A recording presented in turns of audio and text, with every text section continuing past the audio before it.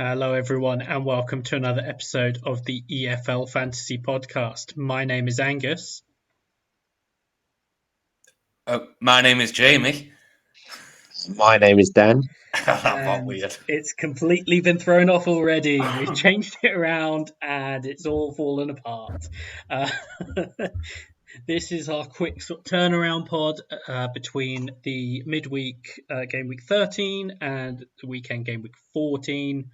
So we're just going to sort of talk about how our teams did and then answer your questions because anything else would take too long. But first things first, how are you guys doing? I'm doing fantastic. Jamie's getting a bit ahead of himself. First page now, Jamie? You haven't been that high for a while.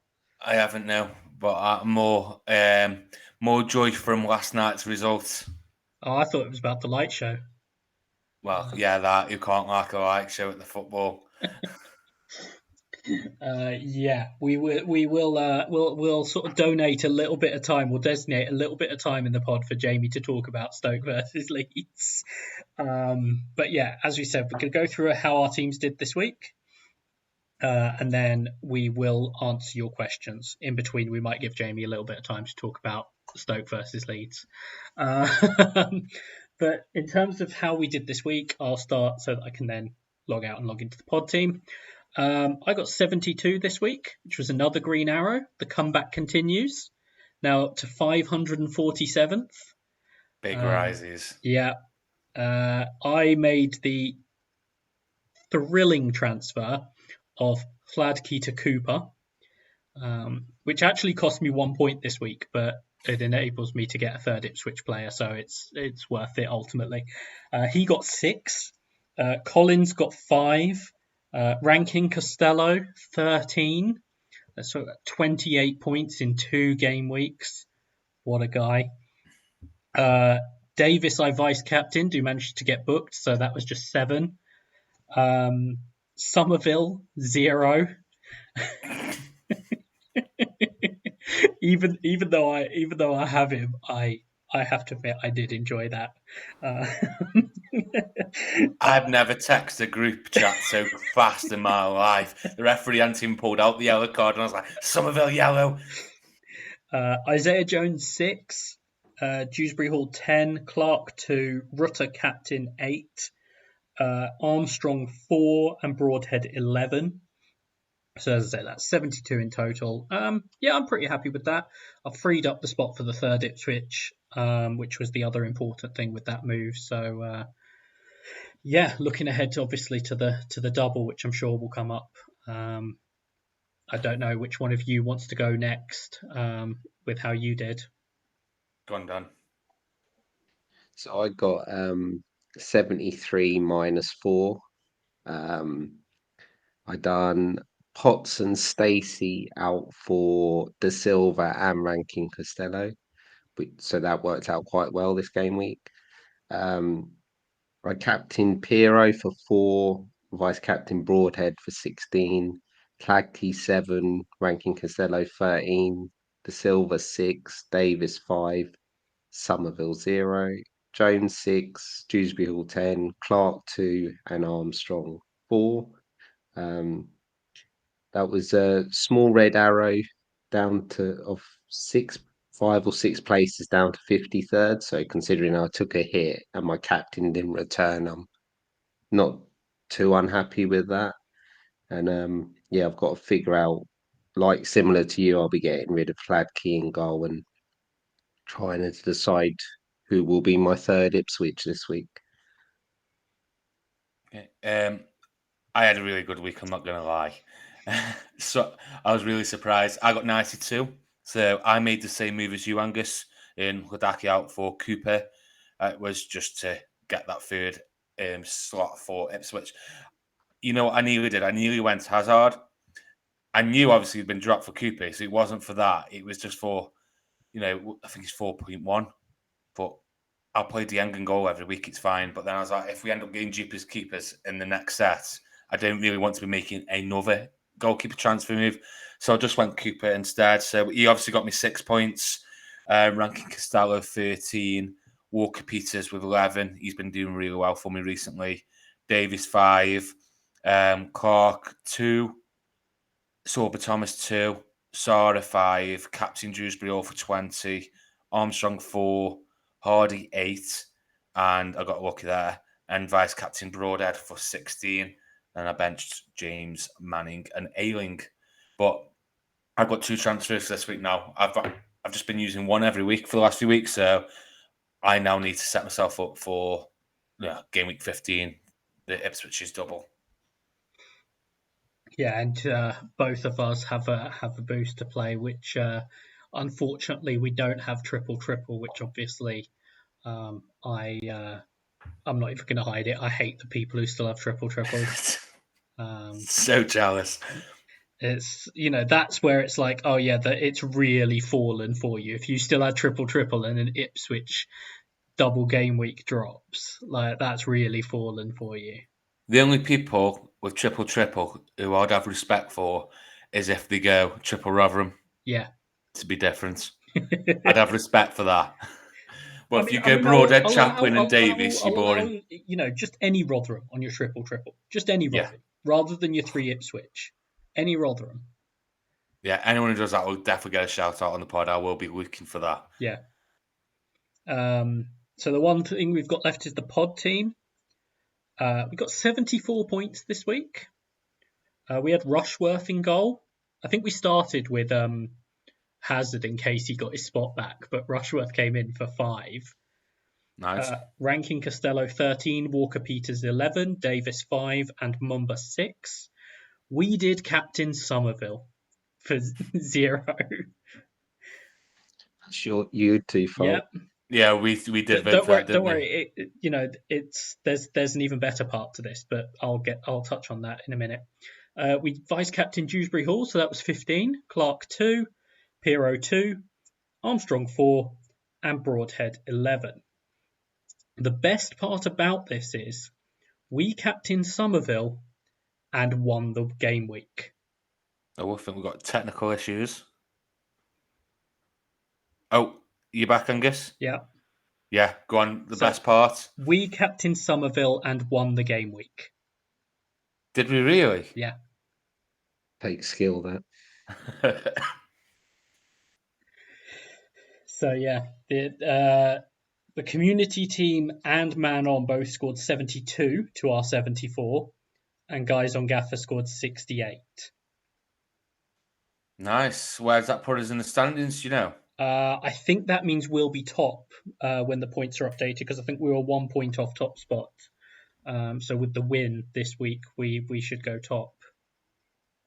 Lovely. You know what I love when you go through the pod team? It's like you're talking about a complete team I know nothing about. It's normally Dan's on it straight away every Friday morning, normally when there's a deadline, what we're doing with the pod team. And then we'll discuss a little bit, and then I kind of just leave you two to it. And then at the end of the day, you're like, captain. Yeah. And I have to vote. You two have already voted, and then I don't even look properly. I trust you two that much. But yeah, it's all going to plan now. We let them sort of have some hope, and now we've gone back in front. Yeah, batter them now every week. What made me laugh this week is when Jamie replied, "I don't even know the team." Yeah. The team was about a mile up on WhatsApp. Yeah. Who did you vote for as captain, Dan? Because I know me and Angus went Somerville. Hero 2.0. 2.0. I did work out actually the Rotter booking. I think was a 4-point swing on the captaincy for me. That was the one irritation. He still got 3 bonus, which says something, despite the booking. But the booking meant that Hoover jumped him in the bonus. So, which I know you were very impressed with him, Jamie. Honestly, I must watch a different game to the rest of the Stoke fans, because there was a post today. I don't know where they got it from, because they announced Ben Pearson as man of the match last night at the game. And then there's a post from the club's Twitter account today saying Hoover was man of the match with a back to front heat map. It was literally the wrong way round. Because it's had action of play with the arrows, and then all the heat was on the left-hand side. And I was like, okay. But all the fans in there, the comments are like, he's brilliant. And I'm like, some people saying he can't defend. And then they're like, yeah, did you see that the last-ditch tackle that he did? I was like, well, yeah. Yeah, I He mean, was right in he front had of one. him. He had one good block. I'll give Yeah. him. He had one actually good block where he dived in, and I can't remember whose shot it was that he blocked, but there was one good one. But then the amount of times he give the ball away, he'll just get it on the right and he'll play a backwards pass that's meant to be going to McNally, I think. He just doesn't look up and he just passed it to the Leeds player 2 or 3 times last night. And I was like, what is this guy doing? No, I'm not a fan. He's got a great delivery though. Yeah, I think the key for him was that he had, I think, 4 key passes in the game. That was what really did it for him. Yeah. But yeah, so that's our teams. So let's just do it now. Let's have Jamie talk about Stoke versus Leeds and not just about Somerville's 0-pointer, which I know was the real treat for you. Leeds are falling apart again. No, fantastic results. I'll be honest, I had a good start Tuesday night. I had Dewsbury as captain, so I was like, okay, good start. My biggest fear all day Wednesday was like, I hope we don't get battered tonight. And I really hope Somerville doesn't go off because I am naffed. Because I knew a lot of people had him as captain. So that was my biggest fear all day. And then we were walking up to the ground, we were going for our prediction. I was like, no, they beat us 3-1. They got too much going forward. Then I saw the team news, and obviously Somerville and James were benched, and Gnatto and Anthony was playing. And I still thought they'd beat us, but I was like, right, that's a good start. Somerville benched. But, he is more than capable of coming on, and I know he'll come on and score. But I wasn't impressed by Leeds. And a lot of Stoke fans will say they're crap, but they don't know how they're up there. They've played a lot better than they did last night against us. Attacking-wise, I think Somerville not playing, even James not playing. Gnatto isn't fully fit, yeah. Anthony's crap. Well, was crap, shall I say. He was so bad. Yeah, I'm surprised he lasted as long as he did without coming off. I thought James might have come on a bit earlier for him. But they didn't really do anything. It was like their gameplay was just to retain possession at the back, soak the pressure, draw us out to press them, and then try and hit the wings, try and get their wingers one-on-one with our fullbacks. And they never used centre midfield at all through the game, so we had an easier game there. So they didn't really create much. Perot had an half-decent chance towards the end of the first half. Trevor saved with his legs, and then Rutter headed off target from that corner. Second half, of course, there's a few more issues, but there wasn't any points where I thought, oh, Jesus, until Ben Pearson had one of his Ben Pearson moments. What made me laugh with that was it wasn't the fact to give away the penalty. It was about the 10 seconds before that where him and Dan James had a little thing going. I think Pearson fouled him. James wanted a foul, didn't give it, so James went in on Pearson. Pearson lost his head, ran and just took him out. And he said in the interview after, what was it? He's like, no, I just clattered him. It's like, it's all good. He's missed the penalty and we've won the game. But if we've lost that 1-0, you're the captain, he was last night. It's not really what I want to hear. But yeah, obviously, I'm very happy, as you could probably tell by the sound of my voice. Very happy. It's always nice to beat Leeds. I'm just going to talk briefly, not to sort of stomp all over James' moment because I'm not going to. I just really want to talk about the Patrick Bamford thing. So Patrick Bamford gets the penalty. Patrick Bamford, who has a bad penalty record, I think he's about a 50% penalty scorer, which that's appalling. Takes the penalty. We find out afterwards, apparently Somerville wanted it, but Bamford took it. Puts it nowhere near the target. It's fucking miles over. So he misses by miles. They're at 0-0. They end up losing. We find out afterwards from after that from Phil Hay, the Leeds report for The Athletic. Pirro, who had gone off for Bamford, is the designated taker. Somerville wanted it. Bamford took it. So, and it's just like I there's something just so funny to me about Bamford going rogue, taking the penalty and missing it. Yeah, I think if it went the other way though, he scores it, people would kind of like, fair play. Yeah, You want that goal, like you've shown a bit of character there, especially as a striker. Like you won't be the main man, take the ball, but to blaze it over like that, it and was ridiculous. I know quite a few people have been worried, sort of, or had that little bit of doubt. Oh yeah, is Bamford going to come in at some point? Particularly when it's like Piero and Rutter, and whether they swap between them, and then it's like, oh, but is Bamford going to come in at some point? I think that's going to set him back. Yeah, you'd think so, wouldn't Because you? I'm not Yeah. sure anyone else there was particularly impressed with him taking the penalty or missing the penalty. Which cost them 3 points as well, Yeah, hasn't it? Because if they score that, they probably go on and win the game. Then they'll probably just see the game out.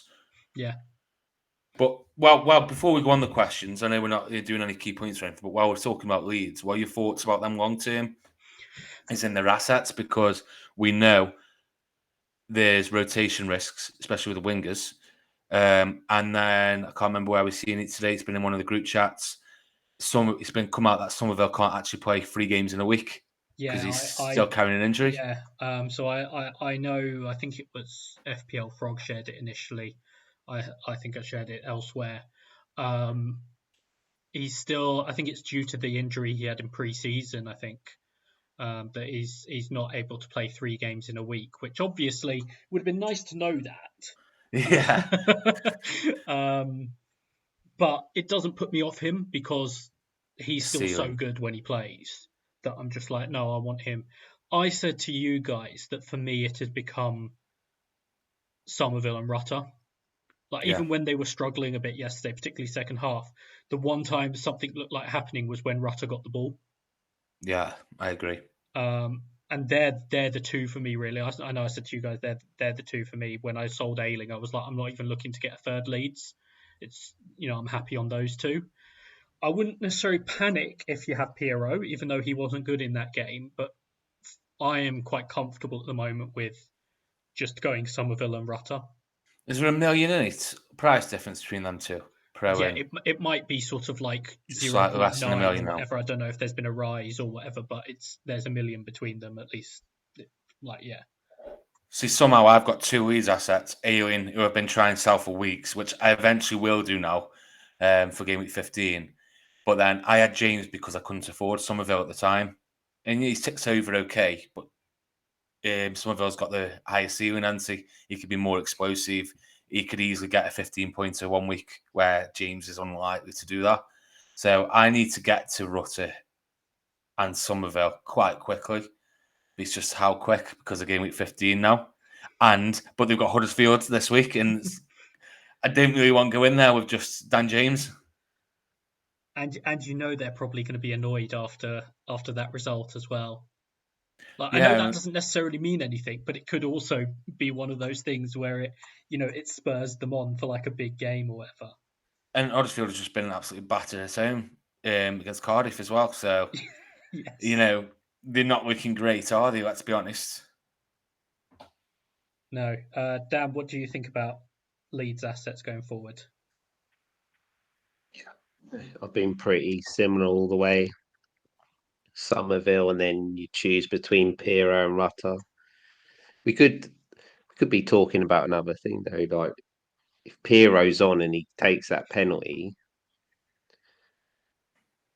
Yeah, so although Bamford won the penalty, so who wins the penalty instead? yeah, yeah. But what I'm saying is, Yeah, yeah, yeah. in the No, other day they were all on. They were all on, weren't they? yeah, So yeah, I think looking at it data wise, probably Rutter might be the better pick. But I'm not. I'm not. I'm not taking a transfer to change it because we've no, it seen might, games yeah, when Piero scored two, and it's like, That's a very luxury transfer, isn't it? So yeah, like, if I mean yeah, you've I'm got not no doing. issues whatsoever, I would do that. But if I got issues elsewhere, then there's like easily as well. If you scored that goal in the first half, that effort that he had, yeah, it's what fantasy football's about, isn't it? It's loads of ups and downs, and I'm sure with Pro's qualities you've mentioned before, we know what he's like. He's going to yeah. score goals. He could easily score. But like I was looking just then for reference, and obviously if you look on the transfer page, you've got the top 10 at each position on Gaffr. Yeah. The only 3 Leeds players that are in the top 10 at any position are Somerville, Rutter, and Pirro. Yes, they're the best three to go to, aren't they? And you're definitely not going to go defensively, are you? Because we had Ewan, didn't we? No. You know what? I didn't even notice he come on last night. So what's the I think it was highlights very today? late, wasn't it? Must have been, yeah, because I didn't notice him at all. Where was it? But you're going nowhere 85th else. minute that he came on. Yeah, you're going nowhere else, are you, in that defence? No, I mean the one thing I did say, I can't remember which chat it was in yesterday, where I was like Sam Byram. There were a couple of times where he got forward where I was like, Sam Byram feels like another example of one of those fullbacks where if you just looked at the positions he got into, you'd be like, great, like I'll sign up, I'll take a punt on that, and then you watch him actually like his actual end product, and it's like, no, not for me. Yeah, he wasn't great in. We kind of we targeted him with the long ball as well. Lloris beat him probably 8 times in the aerial duels, I think, without looking at stats, just going off watching the game. Yeah, he wasn't great at all. Lloris with one of the worst sort of attempted dives I've ever seen. Well, that was my reaction, and that's why I text you straight away because I'm at the other end of the stadium, and it's just I've seen it back now, and I'm just like, why? You kind of done the hard bit. You've turned him. You've literally turned him. Even if you get a snapshot away and he pulls you down, there's a chance you still might get the penalty because there's not much of an advantage. Yeah. Just like you've done the hard bit. Really frustrating. But yeah, so that's the Stoke Leeds segment. Now, Apologies, Leeds fans yeah, and Somerville owners. now, eventually, as promised, we'll get to the questions. Have them in no particular order. Thank you to everyone who sent us a question. Kyle Stoke Gaffr has asked us Whittaker or Armstrong out for Broadhead. The Plymouth fixtures are not ideal, but neither is Armstrong's lack of involvement. So, if you were selling a striker now, would it be Whittaker or Armstrong? Whittaker. But not this week. The Sheffield Wednesday, haven't they? Have I updated that? Ipswich. It's They Ipswich, got Middlesbrough, Ipswich. Leeds, isn't it? Yeah. But Armstrong's not getting the returns for that price, is he? Yeah, I think the cop out answer is it depends what else it gets you. Like if you sell Armstrong for Broadhead, what does that get you elsewhere? Yeah, because you're going to free up a lot of funds there, aren't you? Because what's Armstrong 10 something? 10.5? So around that area, isn't he? Whittaker 6'8", So 6'9". Armstrong is 10.1, Whittaker is 6'2". Oh, is he only 6'2"? Yeah. Oh Yeah. wow. So nearly 4 million. And Broadhead is 6.1. So it's just the 4 million you free up by going Armstrong to Broadhead. What does that get you?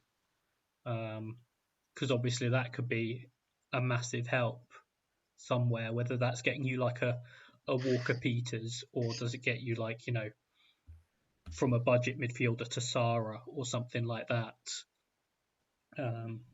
If it gets you something good, then I'd sell Armstrong. Otherwise, I'd probably just top off Whittaker. Yeah, I agree. Next question we've got from Auto Reclose Darren, so I'm going to have to explain the context behind this question. He said, is Dave from row B essential? So this was related. I held off this part of my sort of conversation about the Bamford penalty. This is related to the Bamford penalty. After we found out that he wasn't supposed to be the taker, I'm trying to find exactly what I said. So I said, sounds like it will now be first Pirro, second Somerville, 37th Dave from row B, 38th Bamford. So yeah, I think Dave from row B for the time being might be a better pick than Patrick Bamford. And someone asked if Dave from row B was who Bamford hit, and no, he wishes that only went into row B. That went very high, very, very high. It's one of those where it almost disappears out of the top of the TV shots. The direction it went to, that's where I used to sit behind the goal, right next to the away fans a couple of years ago.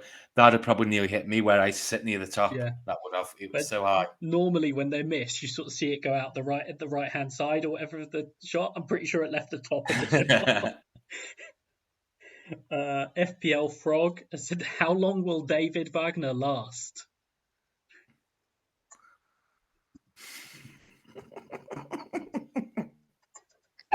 He must be starting to get under pressure, don't you think? Yeah.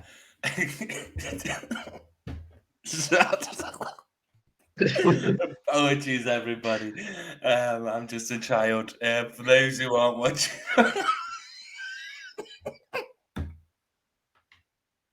those who aren't watching on YouTube, I'm a big child, and we're using Google Meet rather than Skype, and they've got like these backgrounds, and I'm a frog.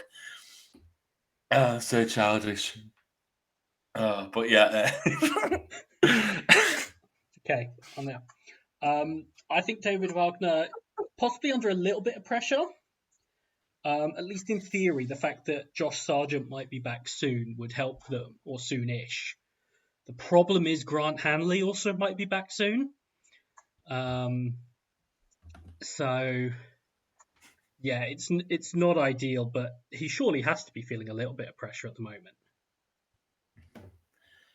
It's starting to feel like it did at the end of last season, isn't it, with Norwich? Yeah, I mean, I get that, like, oh yeah, you can look at it two ways. Like, they're 14th at the moment. It's sort of similar to what I said about Eustace when Birmingham, when Eustace got sacked, where it's like, oh yeah, they're 6th, but they're like 3 points off 15th or whatever. They're 14th. They're also 3 points off a playoff spot. But I do think the number of teams that are between them and a playoff spot, it does make it feel a little bit more like, okay, something needs to change quite quickly there. 1 in 8, like 1 win in 8 games as well. Just it isn't good enough, really, is it? And I know they've got their injuries to Barnes and Sargent, but I think Josh Ida should be more than capable at this level to fill them boots, and he's not really, is it? But to be honest, I haven't watched a lot of Norwich over the last few weeks. I'm trying to think when was the last game that I actually watched them. Yeah. I didn't manage to watch them on Tuesday. I actually wanted to watch that game, but didn't manage to. Apparently, they really weren't very good. Like, Borough were the better team in that game. Like, could have scored more than they did. Like, I mean, their one goal, as in Norwich's goal, came in the 99th minute with basically the last kick of the game. Like, yeah, it's clearly not great. We get our wish next Sunday, the 5th of November, yes. they're the same, aren't they, to Blackburn, lunchtime kickoff on Sunday. So we'll be able to watch them then. It'd be interesting as well because I'd like to have a look at them, just see how they're actually doing, see if it's as bad as it looks. I'm glad I got rid of Stacey this week. Their defensive numbers are terrible. Well, yeah, what they kept a clean sheet against Birmingham when they won. Looking through that, the last one was against Stoke on 16th of September. So yeah, it's not great, is it? Yeah, and they're giving up some crazy amount of chances. They're like, I think it's like second bottom for XGC or something now. Like, they're giving up high, decent quality chances as well. That's the thing that's really killing them. Thank God Sarah keeps ticking over. Yeah. Yeah, although it's worth saying for people with Sarah and Rowe, obviously you've got the returns there in the last minute. They were both headed for 1-pointers until that goal went in. So a little bit of luck, but also just, I guess, that's part of the thing with them. They can return at any point, but it's just whether that's a concern at all. I don't think so, but it's just something potentially to bear in mind. Mm-hmm. Ollie Ash has asked, I was going to ask if Jamie would be joining, but given Stoke's win against us yesterday, I'm not so asked if he's here for this one. Well, not only is he here, we gave him a whole segment to talk about Stoke. Apologies, Ollie.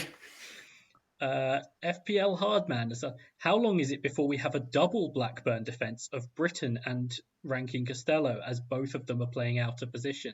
So Luke Irons did actually sort of mention this to me on Tuesday, and I sort of thought, nah, that's ridiculous. It's not as ridiculous as I sort of thought, but I do think there's an element of like, it still feels like they have to return in attack. I don't know how you guys feel about them defensively, but it sort of feels like you need an attacking return from them because you're not necessarily going to get the defensive points. Yeah, I'd only begin there for attacking returns. Yeah, I think that's Also, the that issue. when Travis comes back, surely one of them, probably Britain, moves out, won't he? I would assume so. I mean, it felt more sort of like, okay, maybe Rankin-Costello has got the spot over Travis now or whatever. But surely there's only so long he's going to stay out of the side. And I mean, you've got Britain who's playing as a wide player, but they've got James Hill's playing right back, isn't he? yeah, but you've got Who's the centre back? Moran who can play wide, who was on the bench because he'd had a knock. You've got Ennis coming back now. You've got Gallagher to come back at some point. You've got Hedges to come back at some point. So if you're only looking at it short term or shortish term, then you might want to go into Britain as well. Otherwise, it feels like, as soon as he's not playing sort of as a wide sort of attacker, you're going to want Rid, is the one sort of downside there. Do you think there's a possibility Travis comes in for Tronstad? There's a whole thing at the moment, because I was actually reading Thomason talk about this, because there's a whole thing at the moment with their midfield spots, because Tronstad is currently playing like ahead of Adam Wharton. Yeah. And so the other thing that I saw he was asked about recently was about whether Tronstad and Wharton could play together, because obviously they'll want to get Wharton in the team. He's one of their best sort of midfielders. And I think the concern, particularly if you're on looking to go Britain, is Wharton could come in and play the other centre mid position. So it'd be Tronstad sitting and then Rankin-Costello and Wharton ahead of that. And then obviously you'd have, like, I've just seen a lineup that has Smodics playing as the other 8 and Britain out wide. I didn't watch them, but I'm not sure whether it would be that or whether it would be Britain in midfield and Smodics out wide. Although it'd be an interesting use of Smodics if he was playing as an 8. But sort of either way, that sort of seems to me like I'm not sure how much longer Britain's going to stay in that role. And I think we're going to, especially with Hill getting to right back, because we had times where, Pickering come out and when you were on holiday, I think with me and Dan partied, I mentioned Britain then because he looked all right, and then he died off and come out the team, I think, didn't he? Yes, that's quite. I think I'd only go the one though. I don't think I'd want two. Even if they were both starting, I don't think I'd want two. Yeah, I think that's the problem there, really. James Wood, so best choices for triple, and is Hladky the best replacement for Hazard? Second part, I think no. I think we're all going to say no, aren't we? Is in Sal Hazard for Sal Hazard for Hladky. No. Not if he's thinking about playing triple. You're going to want, this template ones, aren't you? Broder, Chaplin, Davis. I was about to say, is that the best 3? I think so, yeah. Yeah, I mean, because I know we've talked about Park the Bus, where we're looking at potentially Brandon Williams. But I think if you're going triple, you don't want to go Davis and Williams. You want the 2 attackers, don't you? 100%. I'd have both of them. Definitely them 2 up front. And then you've got to have Davis, haven't you? Yeah. You can't not have him, really. Did Hurst get injured the other night? So he got it. So I said at one point, I didn't clarify that he was down getting treatment. I think he'd just been clattered by the keeper, like it was a head thing there to sort of clean up or something. He did play on, and I think he returned. He might have returned. I forget, but He did play on. Yeah, I think he did get some. I forgot what return he got. Did he get another assist?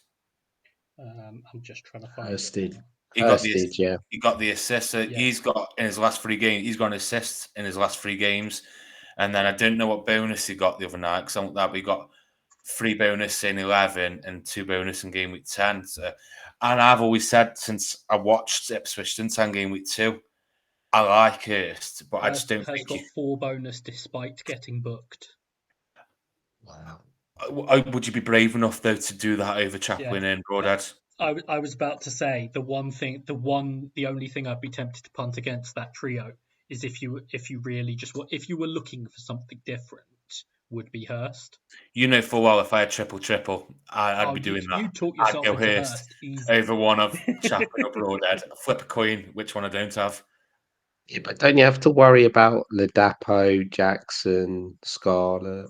Jackson started, didn't he? Jackson played on the right wing. Started right wing. Yeah. You still got And Hutchinson he's to only come a into wide that. player. I was surprised that Jackson actually Hmm. started over both Yeah, so Harness was I. and Hutchinson. Tell you what, it might be worth doing for the pod at the weekend before, like the game week 14 review, is go through like the minutes and starts and subs for that, the attacking players, because off the top of my head, I wouldn't know. We know who the main players are: Broadhead, Chaplin, really Hurst. It'd be interesting to see how many times they've been subbed off or come on, that kind of thing. Yeah, I think we'll have to do something on particularly Ipswich as a key topic anyway. So I'm sure that's something that we can come ready with. And Rotherham fans, don't worry, We'll we have won't something for discriminate you. you. We'll do a deep dive into Rotherham. Well, we'll do a dive. How deep is not a matter. But yeah, I think Hurst is all right. Ladapo is still injured. That's the other thing with that. That might help sort of clarify things. It's like if he still stays out injured, then you would assume sort of Chaplin, Broadhead, and Hurst are all going to play, which is the way. So would it be right in saying then Hurst is like the only really out and out centre forward, really? Broadhead could Because go I'd there. class it. They could, but I'd class them more as forwards than an Yeah. actual striker, maybe. Also, we've seen Broadhead be rested at times. Yeah, that's Although what I think we mostly, really need to look injury into them related. numbers. I don't think he's been sort of rotated out the team just to be rotated. I think it's when he had like the injury issue. But I think that if you're playing safe, the people they're going to go Broadhead, Chaplin, Davis, aren't they? Yeah. I'd 100%. Well, not 100%, but I would probably do that. You wouldn't do that. You tell other people to do that. I tell other people to do that. Yeah, because Leanne hasn't got a boost left, but she brought in Chaplin this week, just gone, so she's now got Chaplin, Broadhead, and Davis. And I told her to do that. I should have told her to go Hurst. Yeah, I was all set on getting Chaplin, but because of the boost situation, I'll probably be doing something else, which is slightly annoying for me. But it is what it is. Mm-hmm. Non-stop FPL has asked, if we have Fladkey, is it worth moving on Hazard now he has lost his place? And if so, who are the top candidates? So he has Fladkey and Hazard. Is it worth he's gone selling both. Hazard? Well, I guess if you've got Fladkey and Hazard, you probably should be selling Hazard. It depends what he's doing or he or she's doing. Are they playing a boost? Do they need that extra Ipswich spot? But I think I'd do it anyway, even if I hadn't got a boost left. I think I'd rather have them three we've discussed just rather than having the keeper. So but then sell, he's got sell Fladkey, actually keep Hazard and just bench him. Yeah, I think I would. I wouldn't want to make 2 moves on the keepers. Yeah, I think that's the thing, isn't it? Just thinking about it, where it's like if you just pick someone who's definitely going to play, like as in like a Dieng or an O'Leary or Rushworth. Johansson with the double. Johansson with the double. Cooper. But the thing is, though, with selling both of them two, I think they're 4.1. You've got to find nearly $1 million for Johansson. Oh no, for anyone, because if the keeper's 4.5 or 4.6 now, it's basically $500,000 for each keeper, isn't it? So you've got to find $1 million somewhere for your keepers. It depends if you want any outfield players from them. The other way to go is to just have, for the moment, Cooper and Hazard. Yeah. Like Cooper's 4.4. You have Cooper and Hazard. You're covered. And if you don't want 2 outfield Plymouth players, then it's fine. If you Bit do, naff then if you you've got might still Mumba, have aren't you? to sell Hazard down the line. But for the moment, that's probably the cheapest one you can get to is Cooper. Because I think most, if they were having a Plymouth strike, they won't have Hardy and Whittaker. You're going to have one or the other, aren't you? It's More just than whether they have likely. Whittaker and Mumba. Mumba, yeah, if that blocks it off. But I wouldn't be doing 2 keeper moves. It's bad enough you've got to do 1. Yeah. So I think it just depends. If you want the third Ipswich outfield player, then just sell Hladky and bench Hazard. If you're happy using Hladky, then yeah, you might want to sort of just move. Then if you're selling Hazard, you'd probably just move him to Cooper, just because it's the cheapest option.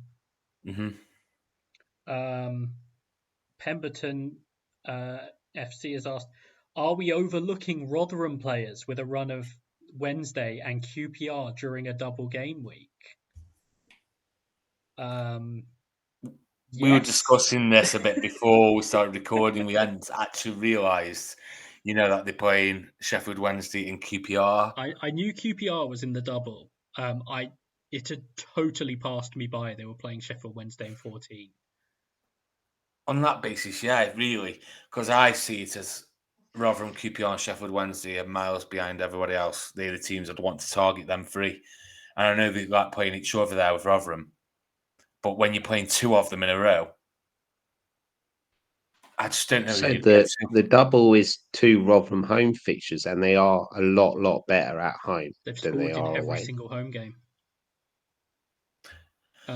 Jordan Hugel, come on down. I mean, Come on down. The midweek game was actually the first home game they hadn't conceded in as well. Before this week, every home game they'd scored and conceded. This was the first one they hadn't. I say we give a nice, short, easy answer now, as in yes, possibly, and we'll do a deep dive into them for the. Yeah, we will talk Rotherham players on Sunday's pod. So because I'll be honest, I haven't looked at any. I haven't been looking at them. That's how I missed that they were playing Sheffield Wednesday because I could tell you who plays, but I couldn't tell you who's a good option from them. Yeah, so we'll deep dive then for the weekend's pod. Yeah.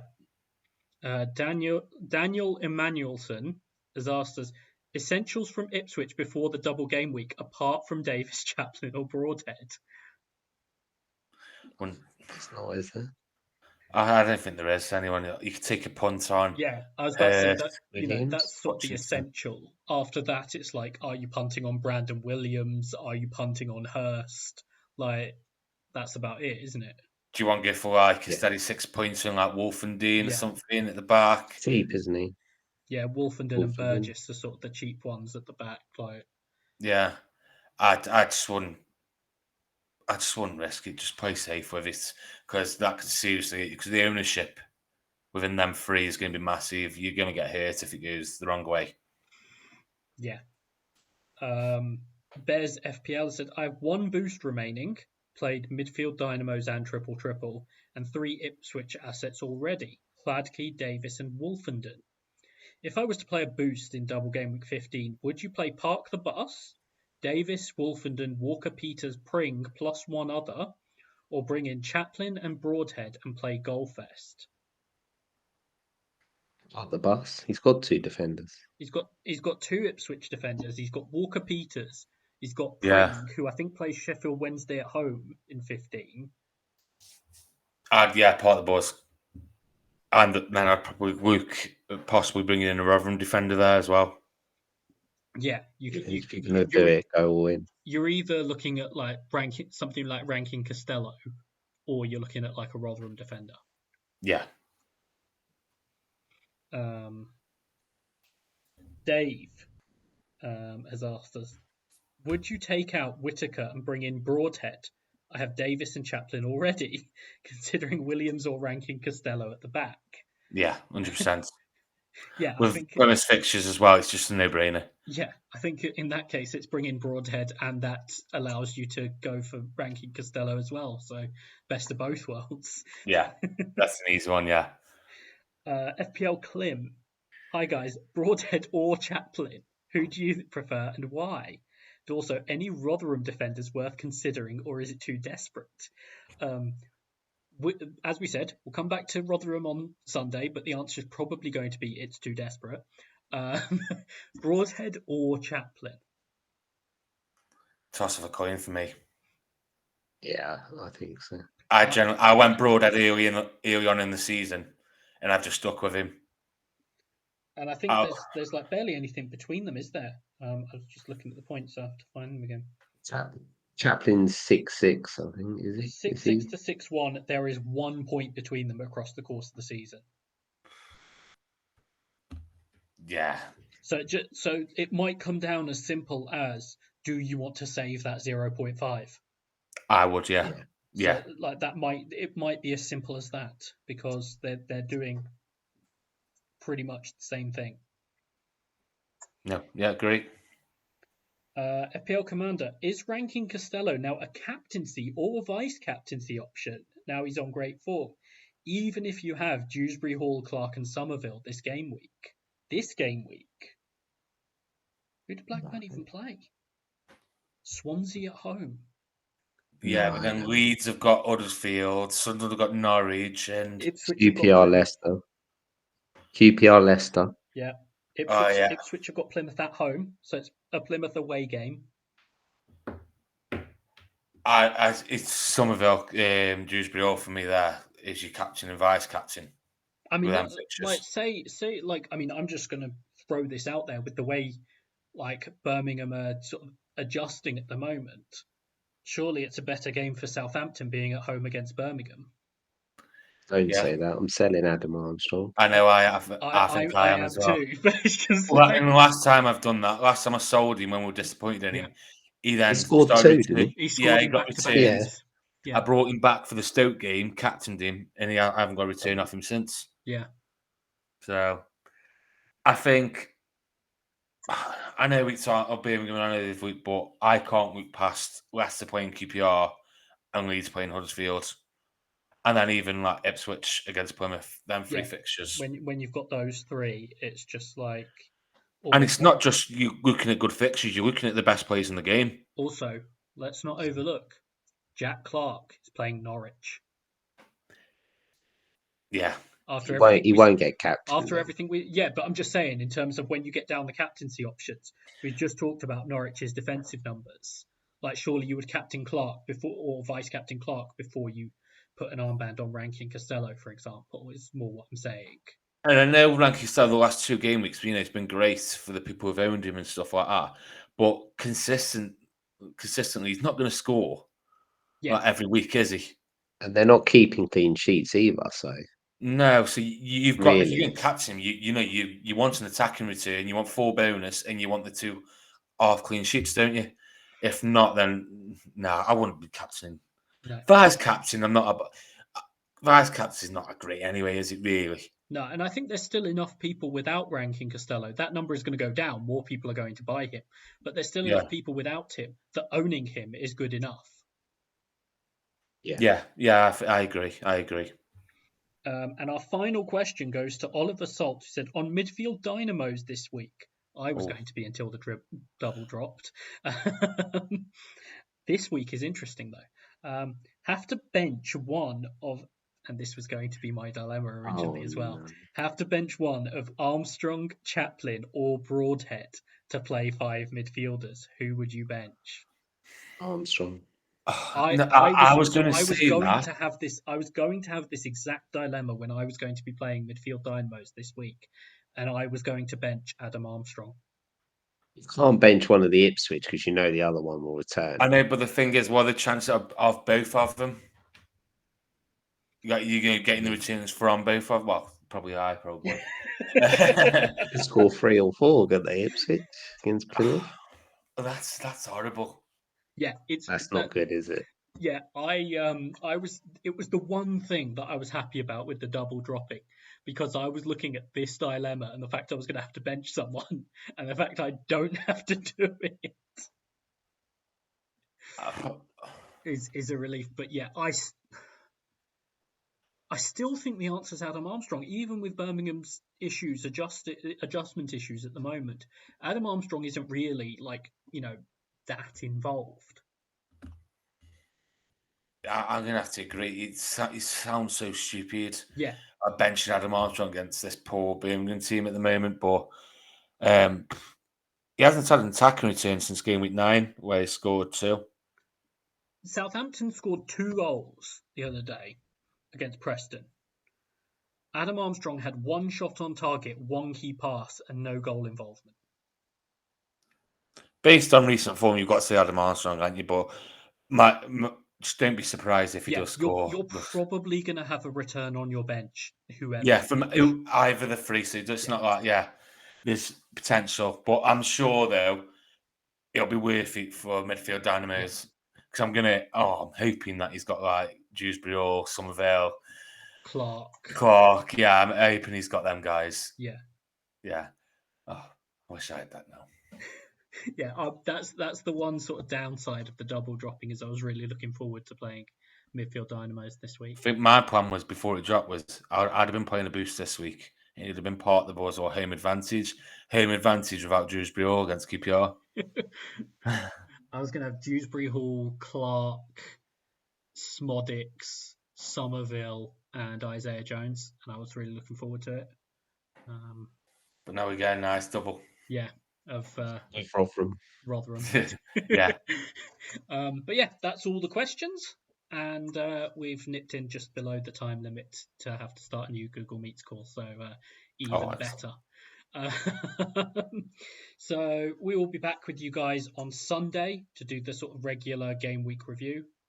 I've got the Rotherham Ipswich speciality, like special podcast. Yeah, Rotherham Ipswich, the Rotherham Ipswich pod.